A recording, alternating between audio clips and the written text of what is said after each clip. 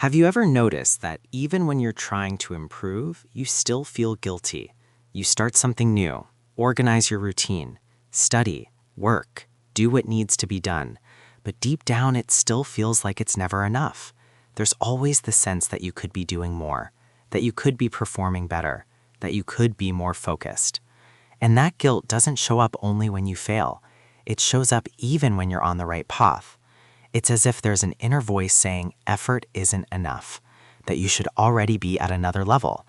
And the more you try, the farther that ideal level seems to get. Often, that guilt is born from constant comparison. Even when you're evolving, someone always seems further ahead.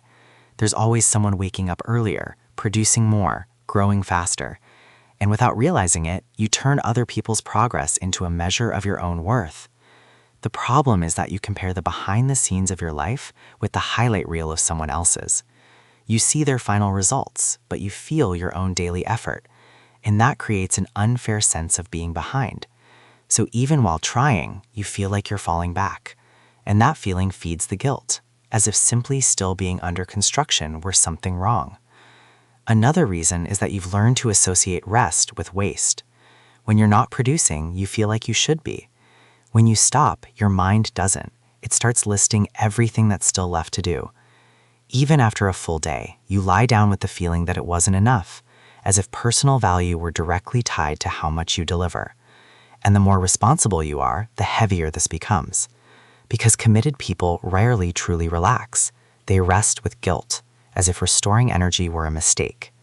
But no one sustains constant growth without pauses. The problem is that your mind treats pauses as delays, not as part of the process. There's also a deeper pattern. You've created an ideal version of yourself, a more disciplined, more focused, more productive, more balanced version. And every day you measure who you are now against that perfect image. The problem is that this ideal version doesn't get tired, doesn't get distracted, doesn't have bad days. It's consistent. And you're not. No one is.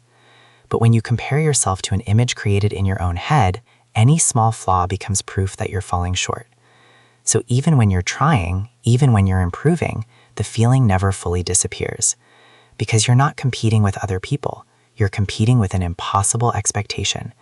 And the more you pressure yourself, the more the guilt grows. Because now it's not just about doing. It's about doing without mistakes, without delays, without losing momentum. But real growth is never linear.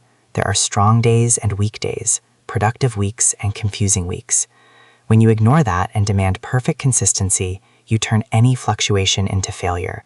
And guilt begins to follow even your small victories. You achieve something, but you're already thinking about what's still missing. You complete one task, but remember the other 10 pending.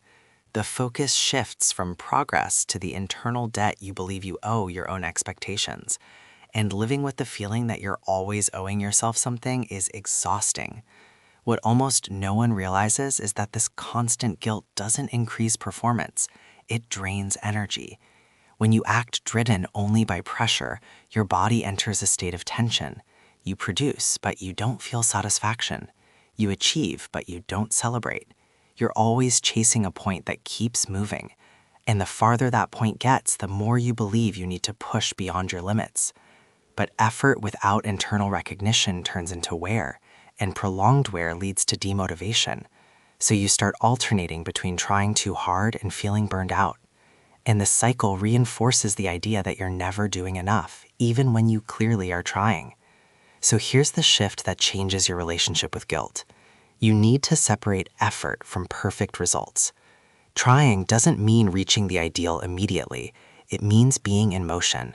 And motion is already progress. When you learn to measure your day by commitment to the process, not by comparison to an impossible standard, guilt begins to lose strength. Instead of asking, was it enough? Start asking, did I move forward a little today? It may have been small, it may have been simple, but it was real. And what's real builds more than any imaginary expectation. Because sustainable growth doesn't come from punishing yourself for not being perfect. It comes from recognizing that you are trying and continuing anyway. In the end, feeling guilty even when you're trying doesn't mean you're weak. It means you care. But caring doesn't have to turn into punishment. You don't need to turn every goal into a judgment or every pause into a mistake. Maturity begins when you understand that honest effort already has value, even before results appear. So the next time guilt shows up, don't automatically assume it's right.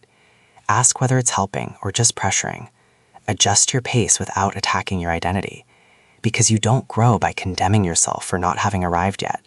You grow by recognizing that you are on the path and allowing the process to be human. So keep this clear. Constant guilt is not a sign of failure. It's a sign that you're trying to grow under an expectation that's too heavy, and expectations can be adjusted. You don't need to abandon ambition. You need to abandon the idea that you only deserve peace when you reach a perfect standard. The effort you make today counts. The small step counts. The ordinary day counts too. If you keep treating every phase as insufficient, you'll never feel like you've arrived anywhere. But if you begin to recognize progress while it's happening, guilt loses space. Because in the end, growth isn't about proving you're capable. It's about allowing yourself to evolve without punishing yourself for still being on the way.